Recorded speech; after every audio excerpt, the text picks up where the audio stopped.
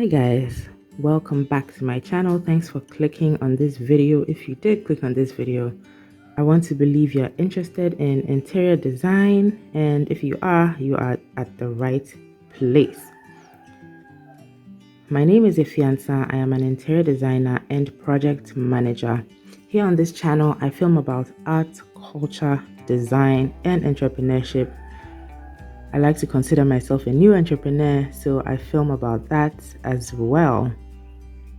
So in this video, I am taking you through what I do on the back end of most of my projects. This particular clip you're seeing, this is actually 4-bedroom house with a boys quarters. So that, I guess that would make it a 5-bedroom house.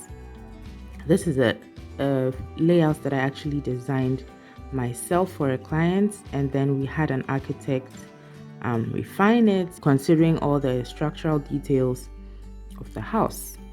Now this is me putting it in a model so I can start working on the interior design, the space planning, and the decor aspect of it, so the client can have a better perspective of what the project will look like at the end, and so we can start making some key decisions during the construction project. In another video, I'll give you more details of when the best time is for you to bring in an interior designer. People typically bring a designer in at the end of their construction project. That is when they finish building the house. Then they bring an interior designer in to do the decor. I'll give you another video very soon on the differences between an architect, an interior designer, and an interior decorator, and at what stages each of them need to come in your project. Okay, so this is what's the next stage after putting the layout in Sketchup. I use a program called Google Sketchup. That's what you're seeing now. And in this one, I've actually designed the interiors for a living room and dining room. I hope the chickens are not, I hope you can't hear them in this video. If you can, please forgive me. It's super early. It's about 4 a.m. Yeah, so please ignore them if you can. All right, so in this video, it's very high ceilings. I really enjoyed working on this project. The architecture of the space is beautiful. This is actually an old house. It was a hospital at a point, and it's sort of like a small embassy at a point, but it's now a house. So obviously I'm coming in at a point where the house already exists, it's been built, it's old. So I guess we would call this a renovation.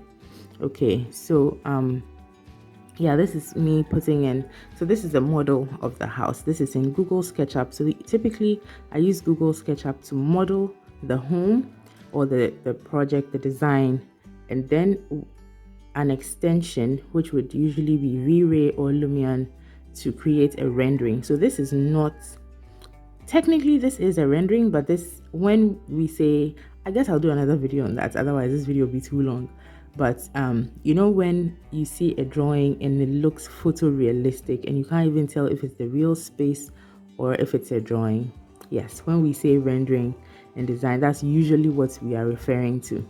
Now this technically is a rendering as well. Anything you do to make a space look realistic or to give a better perspective of what a space will look like, technically it is called a rendering. Okay, but this is a model. Now we all say model because we know this guides us to get to that next step where you create a photorealistic rendering. So this is a model. I use SketchUp for my models, and I'm still playing with V-Ray and Lumion. For a while I used to outsource it, but I'm trying to improve my skills in that area. Yeah, I didn't used to enjoy doing renderings. Let me be honest, people don't like to pay for that or pay well for that. So it's something that I didn't used to do much here in Ghana.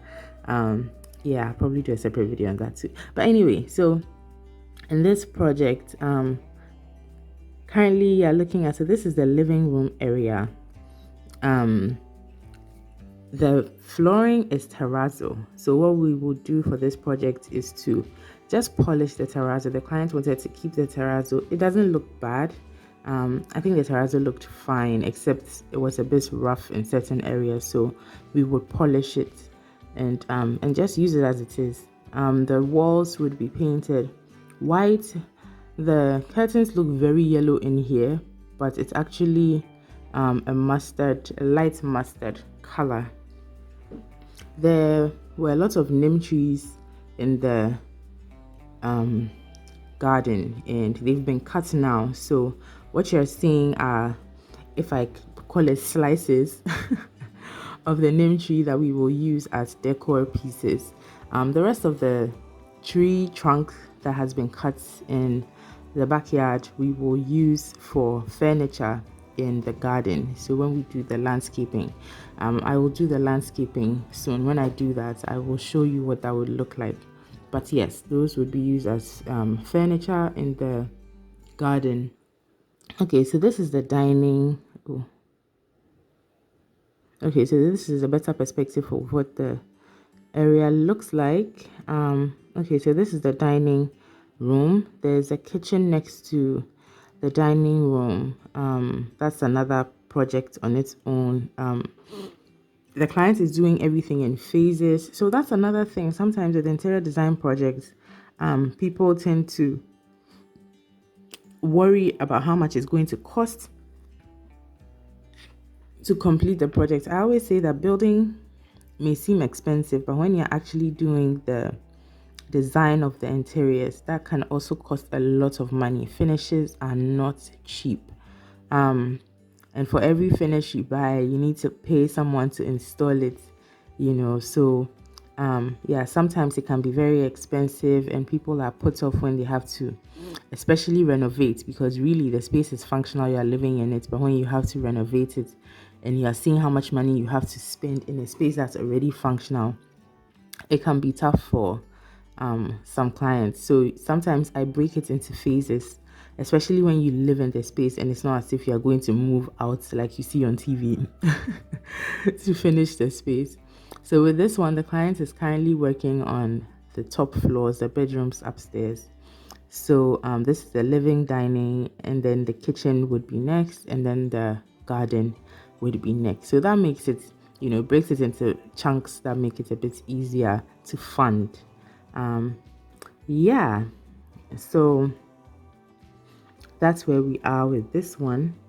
So basically what the process looks like is I start with a floor plan. So when I start with a home consultation, I come into your home, we discuss the ideas that you have. If you don't have ideas, I take you through more exercise, which helps you determine what your style is. Sometimes people say, oh, I don't have a style, just go ahead and do something. And then you spend hours and days putting something together, and the moment they see it, they know they don't like it. That means that you do have a preference. Everybody has a preference. Don't ever think you don't have a preference. Maybe you've not been taken through the right exercise to be able to determine what your preference.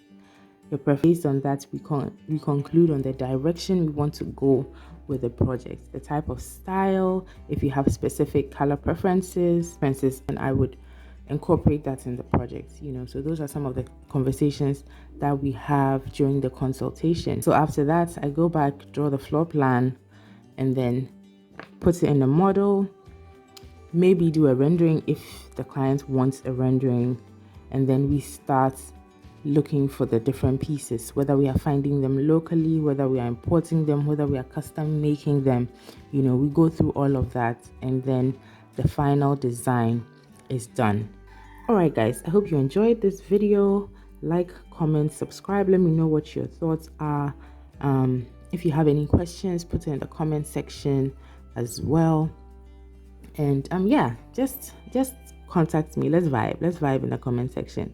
All right, guys, have a lovely weekend and take care.